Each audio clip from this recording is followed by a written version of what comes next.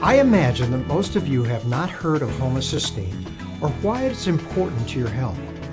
In 1969, Dr. Kilmer McCulley, a pathologist and researcher at Harvard, reviewed 2 autopsies of children who died because of suffering a heart attack. This was very unusual because one of these children was 7 years old and the other was only 3 years old. These children had a genetic disorder called homocystinuria. Their genetic defect did not allow them to break down homocysteine, which is a byproduct that comes from metabolizing an essential protein called methionine. You see, normally the body is able to break down this essential protein into homocysteine and then into a more benign product. However, these children with homocystinuria are not able to do this, and they have extremely high levels of homocysteine. Homocysteine is known to cause tremendous inflammation of our arteries, and in these children, it leads to premature heart attacks. Most of these children never see their teenage years because they die prematurely from a heart attack like these 2 young boys did.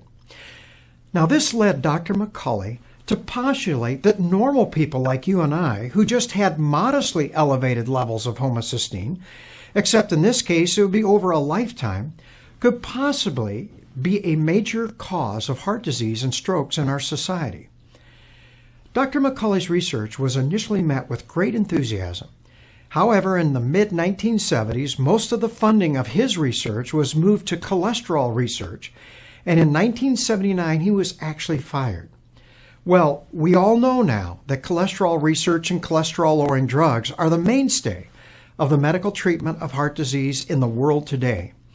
However, most of us are not aware of the fact that research done in the late 1980s and early 1990s has shown that nearly 15% of every heart attack and stroke in the world today is the result of elevated homocysteine in your bloodstream. Dr. McCulley was right after all. This is truly sad when you realize that the main reason homocysteine levels in normal people are elevated is because they are deficient in B vitamins like folic acid, vitamin B12, and vitamin B6. Additional medical research has shown us that by simply taking folic acid, vitamin B12, and vitamin B6 in supplementation at these optimal levels, you can reduce these homocysteine levels to a very safe range, nearly 60 to 70% of the time. Therefore, for pennies a day, we can significantly reduce one of the major causes of heart disease and stroke in the world today. So why haven't you heard much about homocysteine from your doctor? I would imagine that your doctor has checked your cholesterol level. However, has he or she checked your homocysteine level? Do you know your homocysteine level? I have shared in earlier medical minutes that heart disease is not a disease of too much cholesterol in your bloodstream, but instead is the result of low-grade inflammation in your arteries. Well, one of the greatest causes of inflammation in your arteries is elevated homocysteine levels in your bloodstream.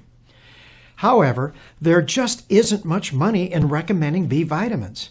There are no pharmaceutical companies taking out full-page ads in the USA Today warning you of the dangers of high homocysteine levels. Dr. McCulley feels that this is the main reason that Harvard did not want to support his research. There have now been over 50 other clinical trials that have shown that those individuals who have these elevated homocysteine levels are not only at higher risk of developing cardiovascular disease, but also Alzheimer's, dementia, cancer, and a host of other chronic degenerative diseases. So my personal feeling is that the lower your homocysteine level is, the better.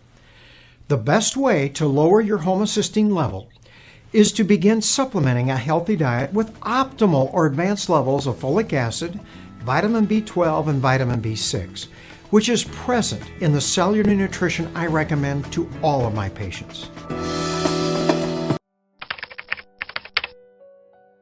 新世纪艾瑞希公司，完美蜕变系统，蜕变你的精彩人生。欢迎点击订阅，加入我们。